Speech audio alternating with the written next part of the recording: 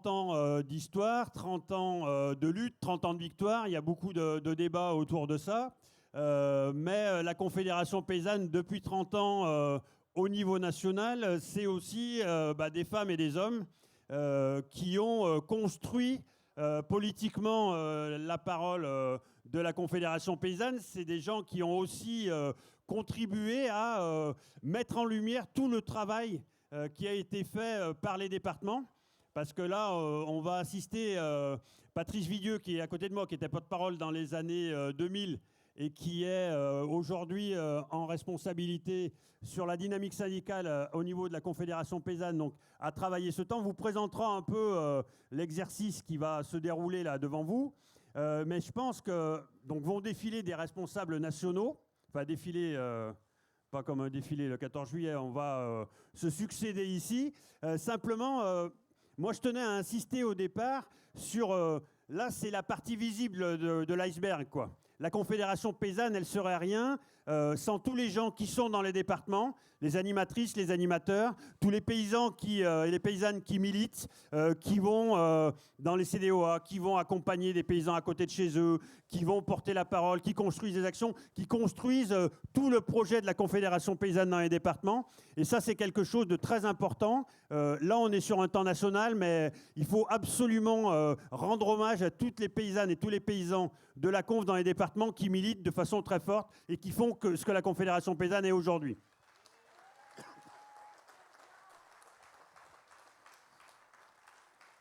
La Confédération paysanne, elle ne serait rien donc, sans tous ces gens dans les départements. Elle est beaucoup plus visible parce qu'il y a des gens qui sont en exercice. Il y a des gens qui sont en exercice au niveau national. C'est qu'il y a aussi des gens qui, sur les fermes, font le boulot à notre place. Que ce soit des salariés ou des associés. C'est aussi possible parce qu'il y a des gens autour de nous qui ont accepté de mettre leur vie privée quelque part en veille ou en mode confédération paysanne. Quand on est en responsabilité nationale, tout tourne autour de la conf. Donc on voulait aussi rendre hommage sur ce temps à tous ceux qui sont sur nos fermes quand on est en responsabilité nationale. Et puis à tous les conjoints, les conjointes, les enfants qui subissent quelque part notre engagement par rapport à tout ça. Donc voilà, je pense que c'est nécessaire de souligner aussi l'effort de tous ces gens-là.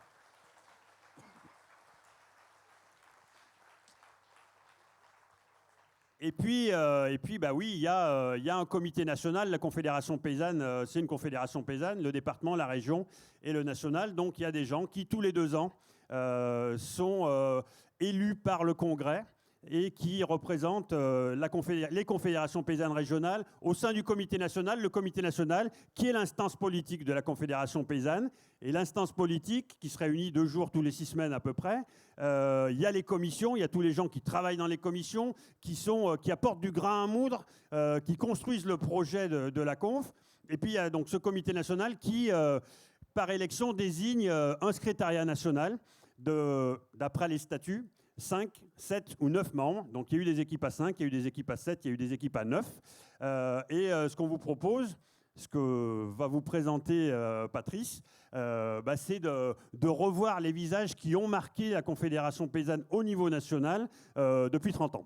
Donc voilà, je laisse la main à Patrice et puis on se retrouve pour la conclusion. Merci.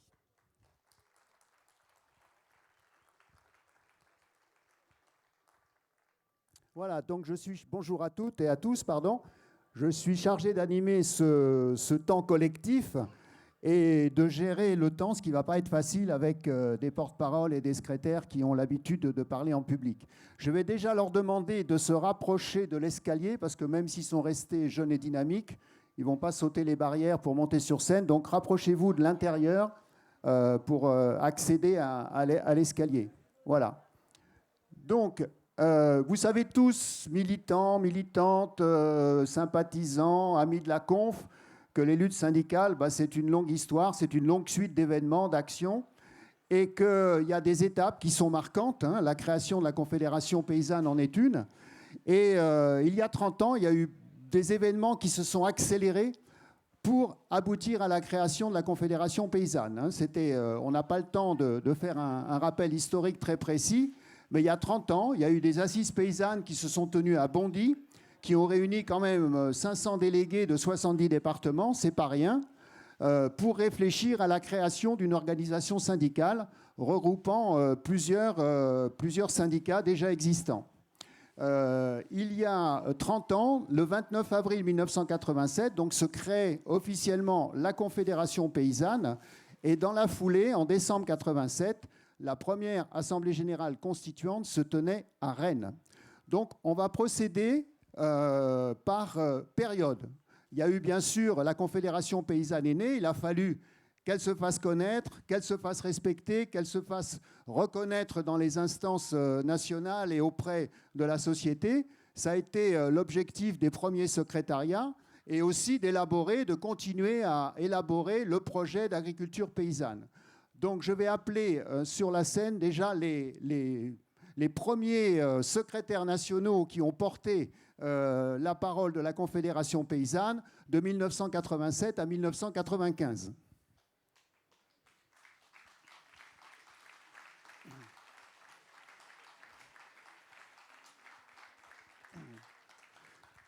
Alors, pendant un quart d'heure, ils vont vous raconter les étapes marquantes de la Confédération qui ont marqué la construction de la Confédération pendant cette période. Et je vais donner la parole au premier porte-parole de la Confédération paysanne que vous connaissez tous, Yves Mangui.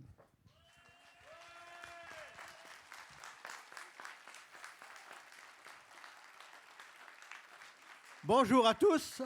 Alors je dirais d'abord bonjour aux Charentais qui sont là, qui ont d'une part qui ont pu venir et qui ont préparé cette fête qui est depuis plusieurs jours, je dirais même depuis plusieurs semaines. Donc d'abord bonjour à tous et merci d'être là. Et ensuite bonjour à tous ceux qui sont là, qui sont venus de tous les coins de la France et peut-être même au-delà. Bon, quoi dire? Alors c'est pas facile de faire un résumé, mais je voudrais seulement dire que la Confédération paysanne, si elle est née en 1987, c'est parce qu'elle a eu des parents ou des racines qui se sont développées déjà bien avant. Et là, il faut remonter, disons, un peu après la guerre, quand la FNSEA a décidé qu'elle serait le seul syndicat représentatif de tous les paysans, les gros, les moyens et les petits, ça a posé des questions. Et ces questions, elles se sont surtout développées dans les années 60-70, qui ont abouti en 70 à un congrès du CNJA qui a éclaté, puisqu'il y a eu un contre-rapport qui s'est appelé pour un syndicalisme de travailleurs. Parce qu'à la FNSEA, on parlait de chefs d'entreprise, mais pas de travailleurs, et surtout pas de paysans. Hein, c'est des chefs d'entreprise. Alors donc, ce rapport-là a été un élément fort dans la réflexion qui a donné naissance à ce qu'on a appelé aux paysans travailleurs dans la période 70-80. Puis, il y a eu la Confédération nationale des syndicats de travailleurs paysans qui s'est créée au moment du changement politique, puisque à partir de ce moment-là, tous les syndicats agricoles étaient reconnus. Contrairement à avant, alors que tous les syndicats ouvriers eux, avaient droit à une reconnaissance, les syndicats agricoles qu'on avait créés, paysans travailleurs, n'étaient pas reconnus. Il a été reconnu, mais en même temps, il y a d'autres groupes qui se sont créés, qui étaient issus un peu des dissidents de la FNSEA, qui s'est appelée la FNSP, et qui, parallèlement à la CNSTP, Confédération nationale des syndicats de travailleurs paysans, parallèlement faisaient des actions et une réflexion qui était proche des uns des autres. Et puis on a eu une chance, si on peut dire, quand une bombe nous est tombée sur la tête, quand un dénommé François Guillaume, qui était président de la FNSEA, est devenu ministre de l'Agriculture. C'était en 86. Et là, François Guillaume, qu'est-ce qu'il a dit? Il n'existe qu'un syndicat, la FNSEA, avec son jeune enfant, le CNJA. On ne reconnaît plus les autres syndicats. Or, les autres syndicats qu'on était, c'était nous. Et on avait, il faut dire qu'un syndicat a droit à quelques subsides de l'État pour la formation de ses membres. Et donc, on avait eu droit, à partir de 81, à quelques subsides. Et du jour au lendemain, on nous dit, vous n'existez plus, vous n'avez plus droit à rien. Donc, ça a été très, très dur. Et donc, forcément, eh bien, dans les esprits, ça a travaillé. Et les gens qui étaient donc en opposition à la FNSEA, qui voulait une autre modèle d'agriculture que celui qui était développé par la FNSEA, qui était un modèle hégémonique. Hein. Là, ils se sont mis à réfléchir, ils ont mené quelques actions communes, donc une occupation une fois où François Guillaume était là-bas à l'INRA, ou je sais plus, près de Paris. Et là, c'est décidé rapidement de réfléchir à quel modèle d'agriculture on voulait, parce qu'on en parlait, mais il fallait le définir. Et se sont mis en place, tout à l'heure ça a été dit, les assises paysannes, où dans chaque département, dans chaque canton, où il y avait des militants des deux organisations, il y a eu une réflexion qui a été menée pour savoir quel type d'agriculture on voulait. Et cette réflexion, elle a été rassemblée à Paris, à Bondy, en 87, le 18 et le 19 mars 87. Pendant 2 jours, les comptes rendus ont été faits, une synthèse a été instaurée et qui aboutit à la question, bon, on veut une agriculture paysanne qui soit propre et qui soit au service des consommateurs et où les paysans puissent gagner leur vie. Pardon. Et donc là, la question s'est posée, ben oui, mais il faut peut-être une organisation qui porte ce modèle. Et là, après un vote, 90% des présents ont voté pour dire il nous faut un syndicat qui porte cette orientation. Pardon. Et donc là, la décision a été prise de créer ce qui est devenu la Confédération paysanne le 27 avril ou le 29 avril 1987. Confédération paysanne ne voulait pas avoir la structure hiérarchique qu'on connaissait ailleurs, président, secrétaire général, vice-président. On a décidé d'une organisation collective où les gens réfléchissaient ensemble, mais il fallait bien avoir une communication avec l'extérieur, il fallait un porte-parole. La décision a été prise d'avoir un porte-parole. Et là, ça s'est décidé le jour même. Enfin bon, il y a eu des discussions avant. Et là, on m'a dit, bon, ben, tu seras le porte-parole. Pendant les 2 ans, il y a eu 2 grandes actions qui ont été menées. D'abord, il y a eu le congrès.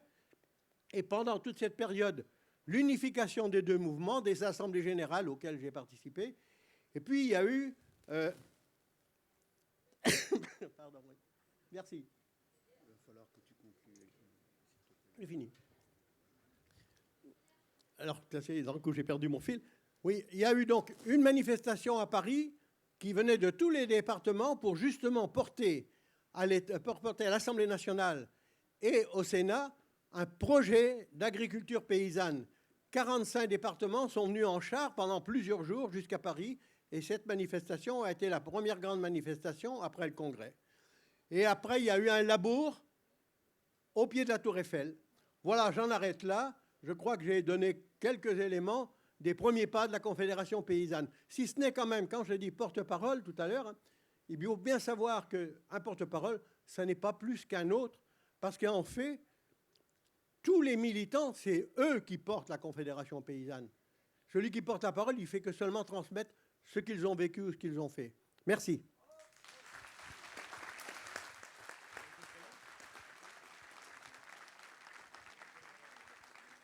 Alors, au congrès de 89, il y a eu une nouvelle équipe au niveau national où ils m'ont désigné comme porte-parole. Et à ce niveau-là, la première chose que nous avons fait, c'est de réfléchir à l'organisation syndicale que nous voulions. Et nous avons créé des commissions par production, une structure régionale qu'on voulait faire fonctionner également, compte tenu des perspectives qui ouvraient de plus en plus de rôles à la structure nationale.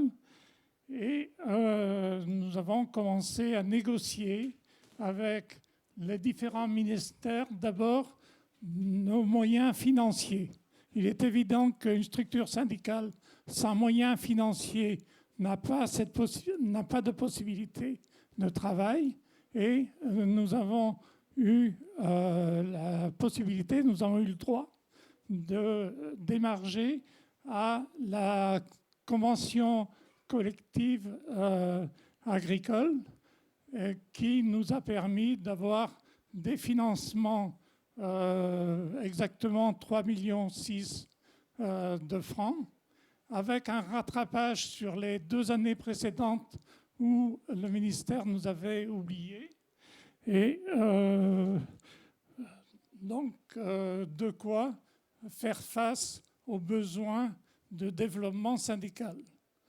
Par la même occasion, le comité national a décidé d'organiser une manif des maires à Paris dont en partenariat avec l'Association nationale des maires de France sur le thème « Paysans nombreux pour des campagnes vivantes ».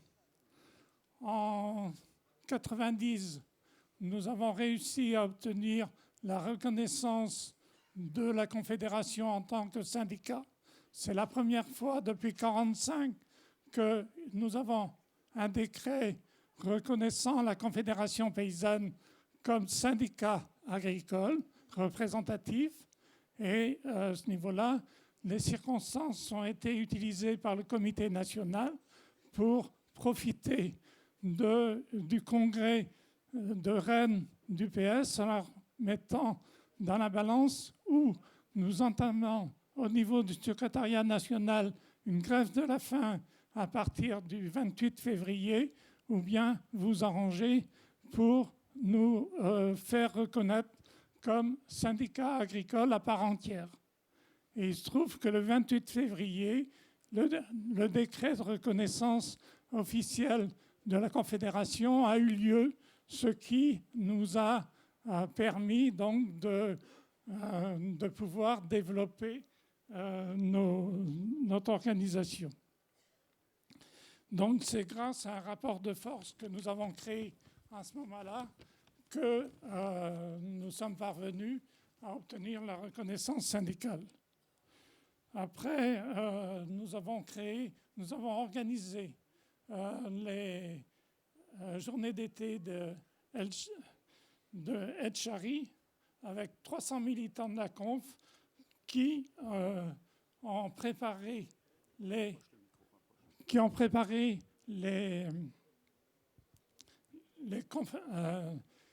assemblées générales et sur les 2 thèmes importants, le quantum financier et quel pacte nous voulons pour un projet d'agriculture pour l'économie, projet d'agriculture d'agriculture paysanne. Après, en novembre, nous avons organisé avec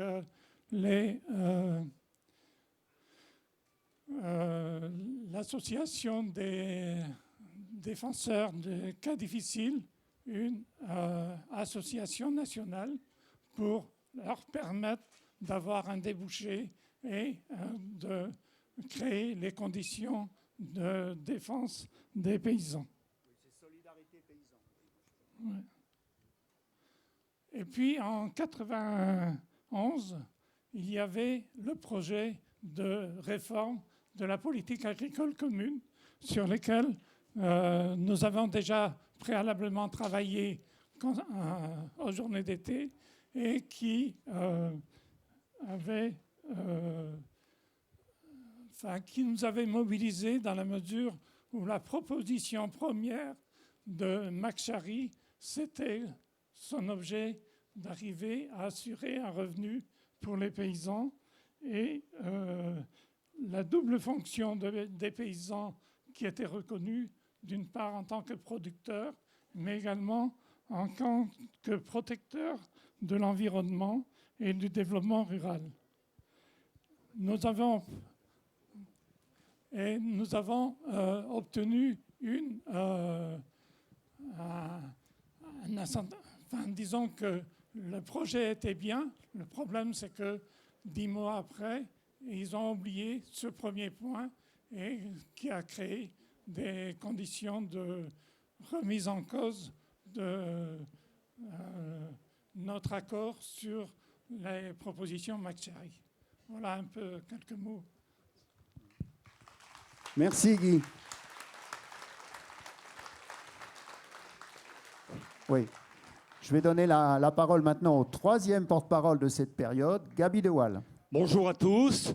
Donc je dirais dans le droit fil, 92-95, c'était la mise en place de la réforme de la PAC pour se mettre en accord avec l'organisation GATT au niveau international. Je vous rappelle quelques temps forts de cette campagne d'action. D'abord à Genève, où nous nous sommes rassemblés nombreux pour remettre en cause la politique agricole commune, mais aussi les accords internationaux. Je vous rappelle aussi Rignac, c'est le lieu de la mairie de Jean Pouèche, alors ministre de l'Agriculture, que nous avons occupé pendant 3 jours et qui nous a d'ailleurs expulsés avec les forces de l'ordre. Et puis il faut rappeler également la grande manifestation des Invalides pour le jour de la signature des accords du GATT et de l'acceptation de ceux-ci par nos députés qui, pour beaucoup, n'avaient même pas lu les accords en question et ne savaient pas de quoi ils retournaient. Voilà l'un des temps forts de la Confédération paysanne de cette année-là. J'ajouterais que parallèlement à cela, c'était aussi la remise en cause du modèle industriel qui avançait partout. Et j'ai une pensée particulière pour Yves Olivier, qui, à travers la production porcine, a porté au sein de la Conf ce combat des producteurs de porc, disant très fort dans cette campagne que nous avons menée, il n'y a pas trop de producteurs de porc, mais il y a des producteurs de porc qui en font trop. Parallèlement à cette action-là, avec lui toujours et avec vous bien sûr, nous avons pour appuyer cela démonté le cadran de Plérin, qui était la cathédrale et leur église à eux, j'allais dire, des productivistes. Nous avons aussi vidé la coopérative, une des fermes coopératives de la Coperle, avec ce slogan tagué sur les truies, vidons les gros, ils en font trop. C'est ces actions-là qui ont marqué l'histoire de la Confédération paysanne. Mais, et c'est vrai que la politique agricole commune se mettant en place, donnant à l'hectare la prime que les céréaliers avaient au kilo produit avant, lésait fortement les producteurs à base d'herbe. Et la revendication de la Confédération paysanne qui a été portée à ce moment-là, c'était bien la prime à l'herbe, portée devant le Sénat, devant l'Assemblée nationale, avec force manifestation également, pour dénoncer la prime au maïs qui était donnée aux producteurs hors sol en particulier. En même temps, nous avons aussi travaillé à la remise en cause du projet Polman, 8 millions de poules pondeuses dans la Marne qui était commencé, projet mis en cause par le comité national qui a fermé les locaux de Polman à Fère-Champenoise, qui nous a valu une dizaine de paysans inculpés, mais au bout de tout, au bout de l'enquête, un non-lieu. Ensuite, en même temps, toujours dans cette même idée d'aller revendiquer à Bruxelles une limitation des tailles d'atelier portée depuis Fère-Champenoise jusqu'à Bruxelles dans une caravane à pied, la revendication d'une limitation européenne des tailles d'atelier. Ce qui nous a permis de croiser à Mons, à ce moment-là, la première réunion de l'Assemblée qui a fondé ce jour-là la Via Campesina, mouvement dont on parle aujourd'hui internationalement fortement. Et puis, parce que ça a toujours été des années folles d'être à la Conf, c'est aussi la théorisation, la mise en chantier du projet d'agriculture paysanne et les premières rencontres de l'agriculture paysanne qui ont lieu à Saint-Lô dans la Manche à ces périodes-là. Mais se demandant comment créer les conditions d'une compétitivité normale pour l'agriculture paysanne. La question est d'ailleurs de savoir faut-elle qu'elle soit compétitive. Mais néanmoins, en revendiquant une loi d'orientation agricole et rurale qui a été portée par la Conf à ce moment-là également. Enfin, toutes ces revendications ont été portées en 1995 avec la présentation de listes partout aux élections chambres d'agriculture, avec ce thème très fort, 3 fermes valent mieux qu'une grande. Débat interne qui nous a enlevé l'adjectif petite. On peut sûrement le regretter, mais nous avons, à ce moment-là, réussi à maintenir et à consolider la Confédération paysanne, malgré la tempête coordination rurale qu'avait failli quand même faire chavirer le navire. Nous avons tenu bon et nous l'avons consolidé ailleurs. En conclusion, je dirais simplement qu'il faut garder 2 points de mire. C'est garder notre capacité à contester la technique et garder notre capacité à réclamer une autre politique agricole. Merci.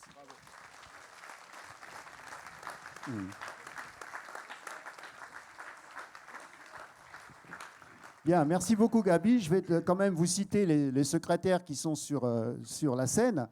Donc Jean-Claude Malo de Seine-Maritime, Michel Berroco du Pays Basque, Laurent Cartier de Haute-Marne, André Aubineau de Vendée, Marjolaine Morette de la Creuse, Jean Cabaret là-bas des Côtes d'Armor et Michel Cucherousset du Jura. Voilà, je vais leur demander de se décaler vers la gauche pour faire appel à la deuxième période Confédération paysanne de 1995 à 2002. Donc les secrétaires de cette période, si vous voulez bien monter sur scène, une période où la Conf s'est vraiment affirmée institutionnellement vis-à-vis des pouvoirs publics et vraiment vis-à-vis de la société également. La période où on va voir arriver les OGM, on va voir arriver aussi vraiment les méfaits du productivisme avec la crise de la vache folle. Et pour vous en parler, j'aperçois un porte-parole qui monte les escaliers, François Dufour. Il fait quelques bises et il arrive. Hein, voilà. Salut. Bonjour à tous et à toutes. Bon, écoutez, c'est une période très intense, comme ont été toutes les périodes de la Confédération paysanne. Donc, ce sera difficile de brosser tout ce temps, mais je crois que Patrice, tu as déjà donné quelques éléments. Cette période 95-2000 a été portée surtout par les crises sanitaires. Le modèle agricole tant décrié, qui continue d'ailleurs à montrer toutes ces facettes négatives aujourd'hui aux yeux de l'opinion publique, on le voit avec les œufs intoxiqués de pesticides. Ça a été des crises sanitaires à répétition. Donc, je ne vais pas les énumérer. La crise de la vache folle a été un révélateur, mais il y a eu tous les scandales qui ont porté sur différentes productions et qui ont jeté un discrédit sur l'agriculture pendant toute cette période. Donc, tout ce moment, à la fois, il fallait subvenir à, je dirais, la nécessité de soutenir les paysans en grande difficulté avec le fondrement des cours notamment et le discrédit porté sur eux, et en même temps revendiquer et porter d'autres modèles agricoles pour lutter contre le modèle standard dont vous avez fait état tout à l'heure et qui continue malheureusement aujourd'hui à être porté par les politiques agricoles. Donc ça a été un moment important. Et puis l'avatar des OGM que nous a fait miroiter, 97 notamment, où là les paysans, avec d'autres réseaux, d'autres militants, des citoyens, se sont jetés dans l'arène pour aller à la fois sortir le loup du bois ou de la bergerie avec ces OGM qui arrivaient par les firmes et qui nous étaient portés comme des moyens d'arrêter totalement les pesticides dans l'agriculture et de dire que finalement le grand jour était arrivé, l'agriculture propre, eh bien ça y est, avec les OGM, mais c'était tellement beau qu'on n'y a pas cru. Et donc le combat a été très long à ce moment-là. Hein. Et puis, bon, je crois que les faucheurs volontaires et autres qui se sont ensuite mis en mouvement pour dire que ça ne passerait pas, les paysans refusaient les OGM. Alors toute cette période, c'était aussi la globalisation des échanges, c'est-à-dire l'agriculture comme les autres secteurs d'activité qui rentrent dans la mondialisation. Et là aussi, on nous a dit, eh bien, nourrir le monde, c'est permettre que l'agriculture s'exporte beaucoup plus. Donc, une voie importante avec une croissance permanente. Et donc, les paysans, vous allez en tirer les bénéfices. Là aussi, ça a été un moment qu'on a refusé. Et puis, avec des mouvements internationaux, via Campesina, mais d'autres mouvements qui se sont créés, eh bien, il a fallu aller à l'autre bout du monde pour suivre de près tous ces délinquants, je pourrais dire, qui, eux, œuvraient dans l'ombre pour décliner cette mondialisation dont on connaît les effets aujourd'hui, la financiarisation de l'agriculture.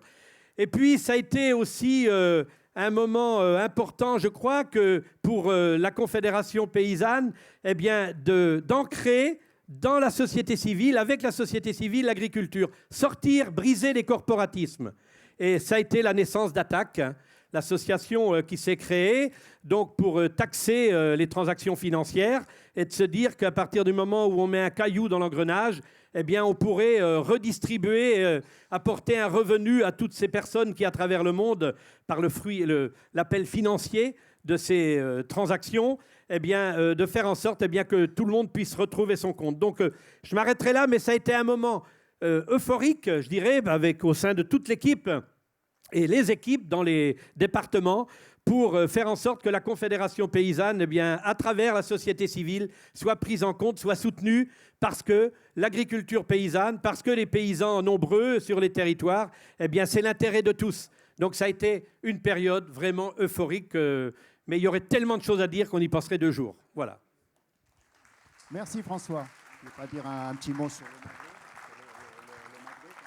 Oui, alors, effectivement, la fin de la période 95-2000, ça a été le démontage du McDonald's de Millau. Alors, il y a quelques délinquants là, qui sont tout près de nous, là, que je reconnais. Là.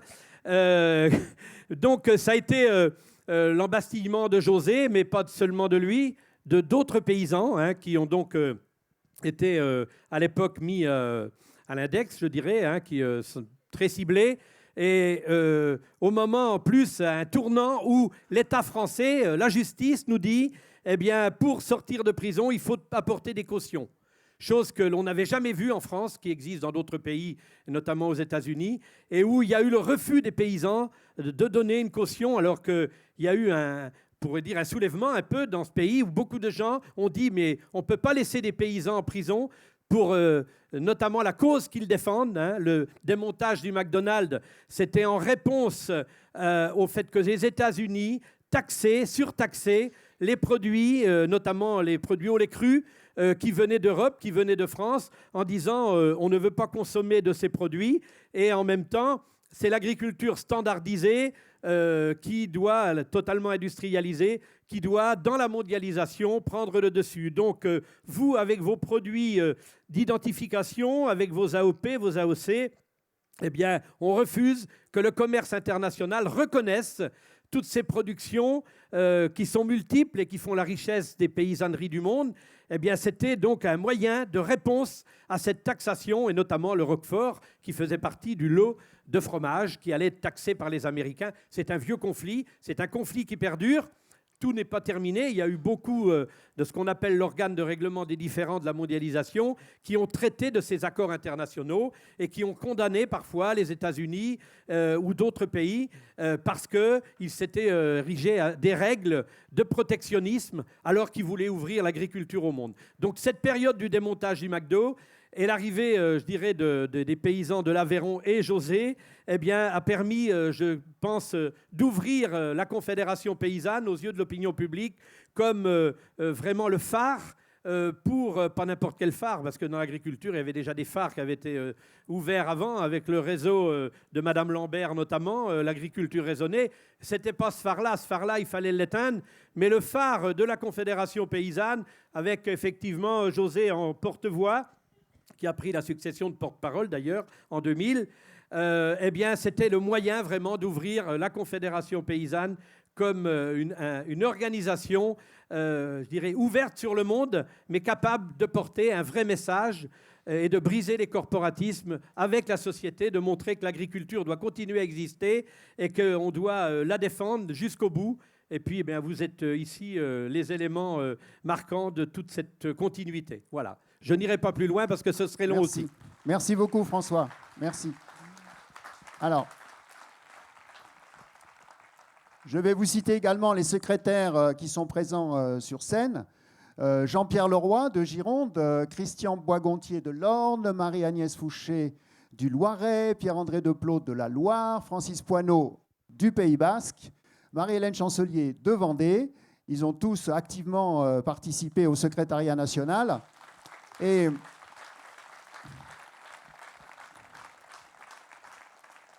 on va aborder la période suivante, 2002-2007.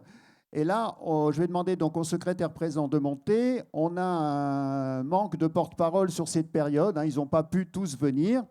Et puis, il y en a un qui de toute façon ne pouvait pas venir, puisqu'il nous a quittés malheureusement l'an dernier. Je vais laisser Laurent en dire un mot.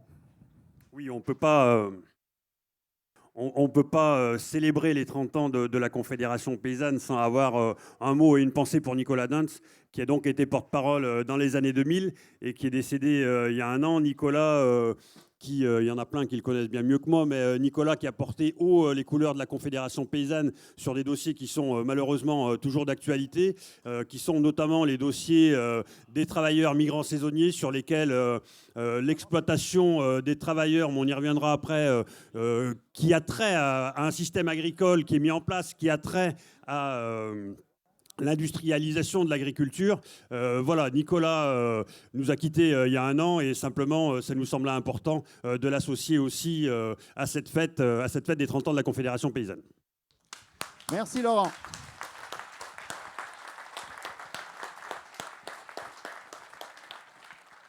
Alors, sur cette période, je ne sais pas qui veut en parler, si vous avez décidé entre vous qui voulait. Chantal. Parce qu'il n'y a pas encore de filles qui ont parlé. Oui. Parce que c'était juste le début de la parité. Vous l'avez vu, tous les SN avant, il y avait que des mecs. Il y a juste avant, il y avait 2 nanas ou 3. Et là, maintenant, on a eu une porte-parole. Malheureusement, elle n'est pas là, c'est Brigitte Alain. Mais d'abord, donc c'était important à cette époque. Les filles, elles ont commencé à être là. On a fait beaucoup de choses. Je vais donner un peu la parole à tout le monde. Mais quand même, les grands points, c'est quoi ? D'abord, on avait des super équipes. Des fois, ça s'engueulait, ça allait bien, mais c'est normal. On a mis beaucoup en avant. C'est à l'époque qu'on a sorti tout ce qui était les cotisants solidaires à la motion de Strasbourg en 2004, qui n'existait pas ni au sein de la Conf, mais ni encore moins dans les ministères. C'est à ce moment-là qu'on a mis tout ça. Et on a beaucoup bataillé sur l'installation, l'accès au métier, la protection sociale. Il y a Marie-Hélène qui est là, qui en fait partie. Des filles qui ont bataillé pour ça. Bon, les mecs, ils savent parler, je ne vais pas parler pour eux, ils sauront dire ce qu'ils ont à dire. Voilà, après, on avait des SN avec des Bretons, je ne vous dis pas. C'était chaud des fois, mais bon, ils sont toujours là. Hein. Et nous, on était le Sud, alors bon, aussi, c'était chaud. Voilà, on a beaucoup bataillé sur les OGM. On a fêté les 20 ans de la Conf sur l'Aubrac, donc c'était il y a 10 ans, c'était ce SN-là qui l'avait fêté. On s'est beaucoup investi aussi avec les mouvements sociaux. On allait avec le DAL occuper la bourse. On allait dans les usines Danone. Il est où, Laurent, là, dans ton coin, là-bas, où on allait chercher les yaourts. Et qu'après, on s'est tous tapés dessus, évidemment. C'était l'époque des fauchages avec les hélicoptères là, qui nous volaient dessus. On se croirait à la guerre. Qu'est-ce qu'on a fait d'autre ? On s'est battu pour la production fermière. C'était l'époque des CTE aussi. On a fait beaucoup de choses pour faire la production, reconnaître les produits fermiers. Bon, je ne vais pas te reprendre la parole quand même, parce que même si je m'en abuse un peu, je pense que tout le monde aura un petit mot à dire de tout notre SN. En tout cas, c'est super d'être tous là. Et vive la Confédération paysanne ! Merci Chantal. Donc, Christian Boisgontier, qui a été porte-parole aussi du département de l'Orne. Enfin, porte-parole nationale. Oui, je voudrais compléter. J'étais à cheval sur deux campagnes élection chambre là, jusqu'en de 2000 à 2003. Donc, ce qu'il faut bien se rappeler, c'est la période euphorique de la Confédération paysanne, l'arrivée après l'emprisonnement de José, le procès de Millau, 80 000 personnes, le rassemblement sur le Larzac, 300 000 personnes, et des résultats aux élections chambres qui propulsent la Confédération paysanne à 27%. Je crois qu'il faut bien se rappeler de cette époque là où la Confédération est sortie de l'anonymat ou presque de la clandestinité, et tous les médias voulaient entendre la Confédération paysanne. C'est d'ailleurs pour ça qu'au Congrès d'Argentan, alors que José avait épuisé tous ses mandats, il a été réélu, il est rentré au comité national, au secrétariat et porte-parole. On a eu un chantier énorme à cette époque-là aussi parallèlement, c'est la fameuse réforme de la PAC, la réforme Fischler, où l'Europe était sommée de supprimer ces aides publiques parce qu'elles étaient considérées comme distorsives. Et rappelez-vous, c'est la fameuse proposition de découplage des aides qui nous paraissait une folie, puisqu'il fallait faire disparaître des aides qui étaient classées dans la boîte rouge, c'est un peu compliqué, pour les rendre OMC compatibles. Et là, bien, Pascal Lamy invente le fameux découplage des aides, où les paysans vont recevoir un chèque sans obligation de production. Vous pouvez ne plus avoir de taurillon et vous allez continuer à toucher les aides jeunes bovins. Vous ne pouvez ne plus avoir de veau à l'engraissement et vous allez continuer à toucher vos primes. Ce qui veut dire qu'à ce moment-là, la Confédération paysanne a réussi à faire un collectif d'organisation, à la fois militants sur le tiers-monde, consommateurs. Les jeunes agriculteurs ont travaillé avec nous pour faire une plateforme pour une autre PAC où on a travaillé sur un positionnement qui était hyper intéressant pour les paysans, où tout le monde était d'accord pour que les paysans aient des prix rémunérateurs. On avait plein d'arguments pour convaincre les consommateurs que la part de l'alimentation dans la consommation des ménages se réduisait et qu'un prix rémunérateur n'était pas un problème si, bien sûr, il y avait des budgets sociaux en conséquence pour réparer les choses. Donc, il faut bien comprendre cette période qui a été difficile. Donc, la politique, la PAC qui a été votée, bien sûr, ne nous convenait pas du tout, au point que le Comité national a décidé de ne pas participer à sa mise en œuvre parce que ces primes découplées nous paraissaient un scandale. Elles n'avaient plus la légitimité puisqu'elles n'étaient plus attachées à la production. Donc voilà un peu ce travail que l'on a fait avec énormément de réunions, une pression. Et là, encore une fois, on a perdu le combat d'une autre réforme qui était souhaitée par la majorité de la population. Merci Christian. Alors, qui veut prendre la parole? Marie-Hélène. Très brièvement, c'est pour dire que de cette période-là, moi, je retiens surtout la mise en place de la transversalité des luttes avec le reste de la société. Et ça a été pour nous très, très important. Le monde paysan n'était pas un monde à part. Et puis, quand on regarde dans le rétroviseur, Chantal a parlé des cotisants solidaires. Et une grande satisfaction aujourd'hui, c'est que nous avons gagné la bagarre. Parfois, c'est compliqué, on ne voit pas le bout du tunnel quand on mène des combats. Et là, aujourd'hui, les femmes, les hommes qui aujourd'hui veulent s'installer peuvent avoir accès à une vraie protection sociale, un vrai statut de chef d'exploitation avec un nombre d'heures déclarées de travail, alors qu'avant, c'était lié au nombre d'hectares. Et pour beaucoup, c'était un accès au foncier très compliqué et voire impossible.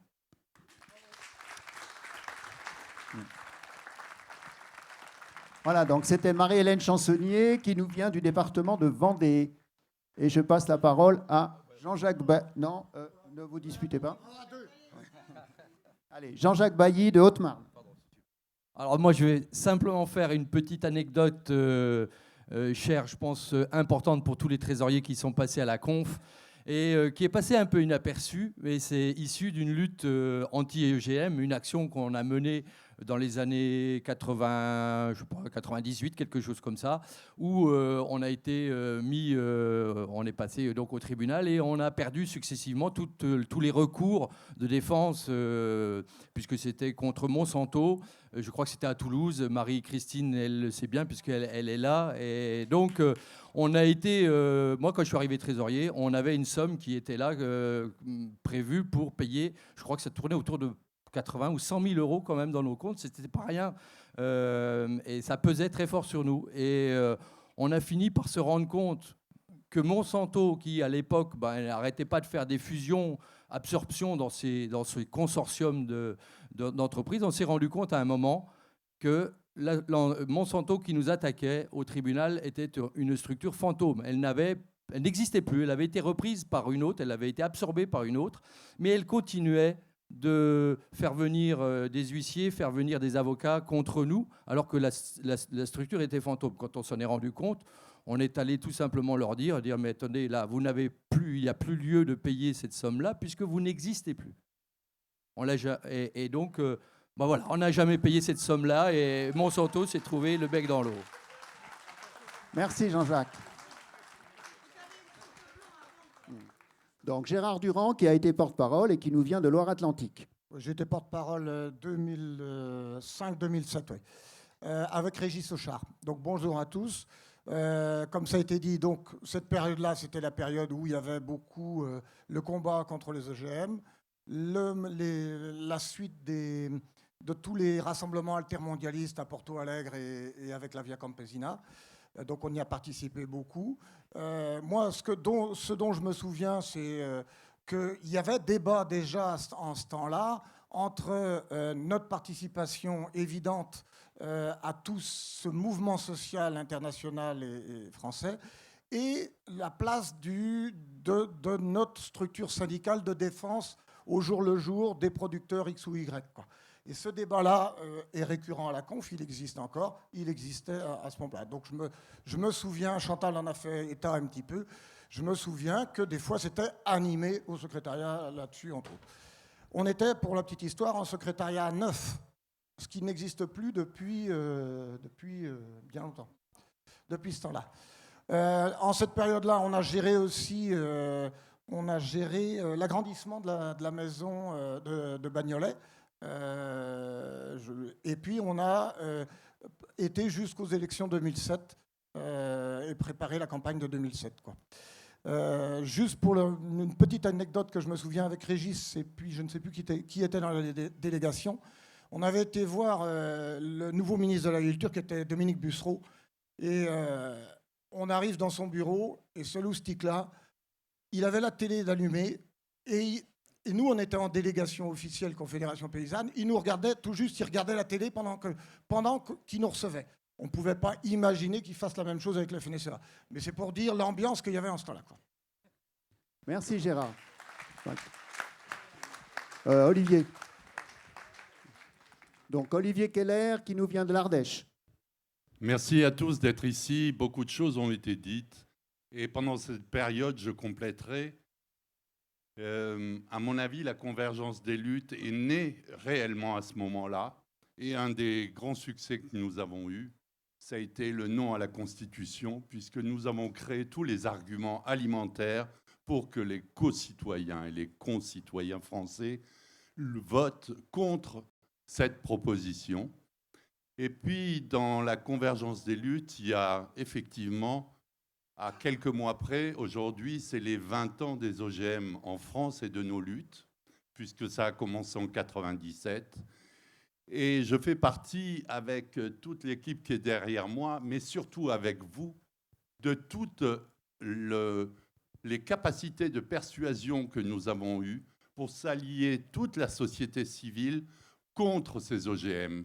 Et je pense que c'est une des plus belles victoires de la Confédération paysanne, mais aussi des citoyens, de reconnaître un syndicat agricole qui pense aux vivants.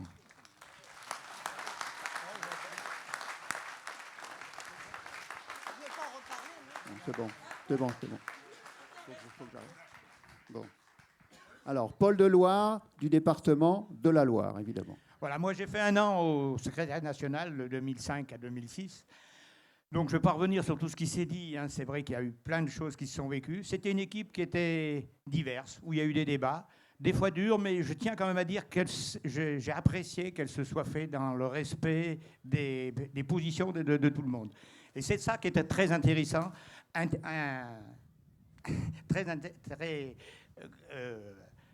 trouve pas le mot, enrichissant, voilà, exactement, merci, parce que c'est ensemble qu'on arrive de trouver des solutions.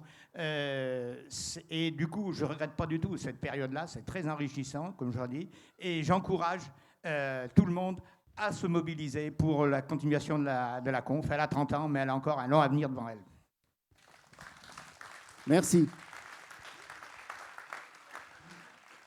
Sur cette période, je voudrais ajouter à ce qu'a dit Olivier, ne pas oublier la plus belle réponse aussi qui a été faite à l'invasion des OGM, c'est la création du réseau Semences Paysannes. Ça a été une formidable réponse et qui continue de poser ses racines.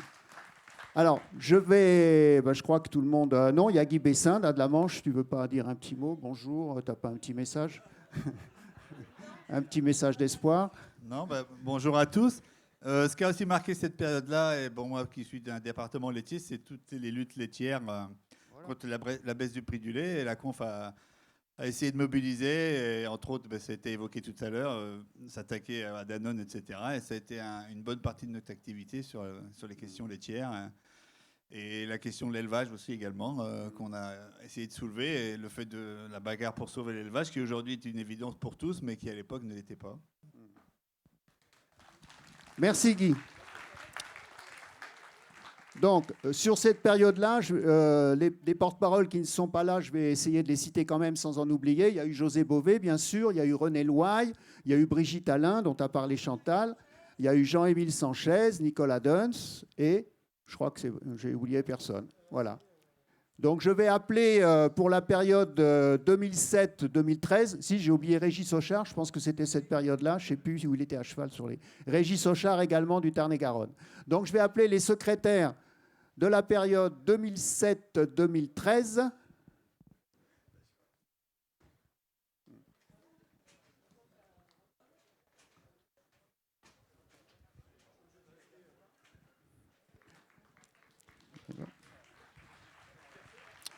Et j'aperçois un porte-parole à qui je vais tendre le micro.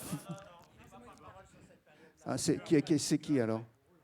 Alors, le porte-parole sur cette période-là, c'est Régis Auchard qui a pris la présidence, enfin le porte-parole de la Confédération paysanne, qui n'est pas là aujourd'hui. Donc moi, j'ai été secrétaire général à cette époque, et donc c'est à ce titre-là que je vais m'exprimer. Donc je parlerai moins bien que lui, parce qu'il aurait fait ça beaucoup mieux, mais je m'excuse. Voilà. Donc sur cette période-là, moi, ce que je voudrais préciser, c'est que la Confédération paysanne, elle est faite de militants, et ses moyens d'action, c'est aussi de l'argent, et qu'on a subi à cette période-là une baisse importante des fonds qui étaient attribués aux syndicats que nous étions par la baisse de la Confédération paysanne aux élections chambres. Donc il y a eu une baisse de 7-8 points, je ne me rappelle plus exactement, qui ont entraîné une soustraction de 600 000 € au minimum sur les financements nationaux.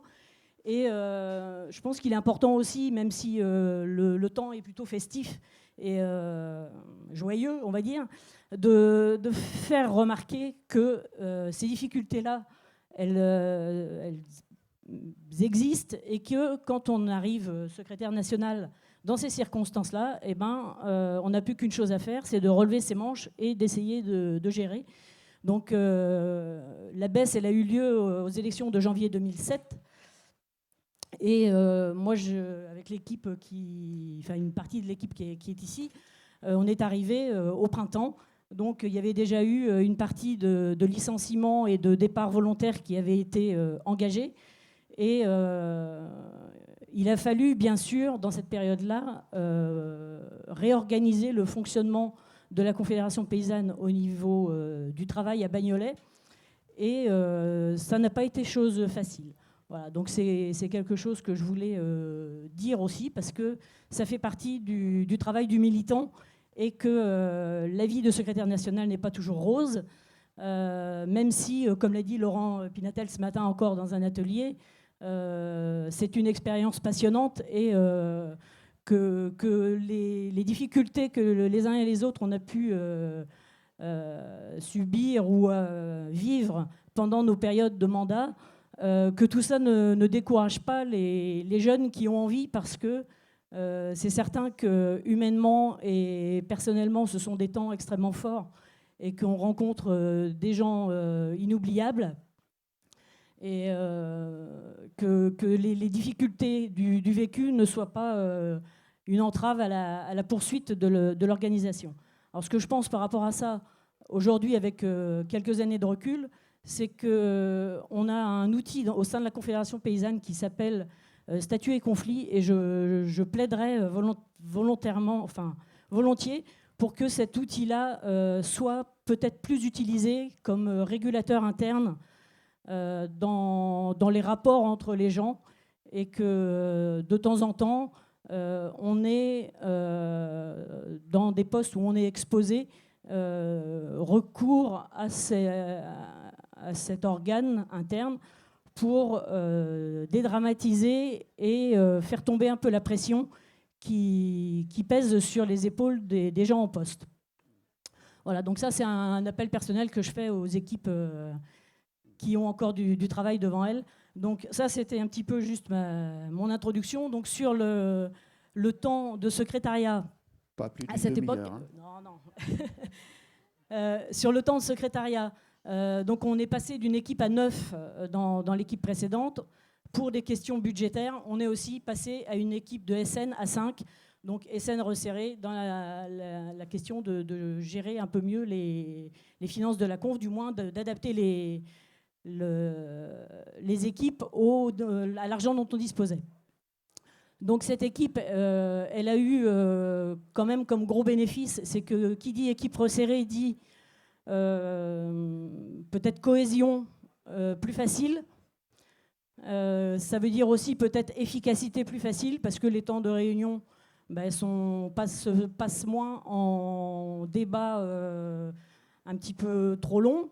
Et du coup, moi j'ai comme souvenir de cette équipe un travail d'une efficacité que j'ai trouvé assez remarquable de la part de mes collègues.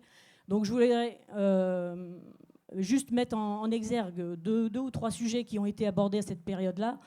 Donc le moratoire sur les cultures OGM, ça date de 2008, donc ça a été gagné à cette période-là.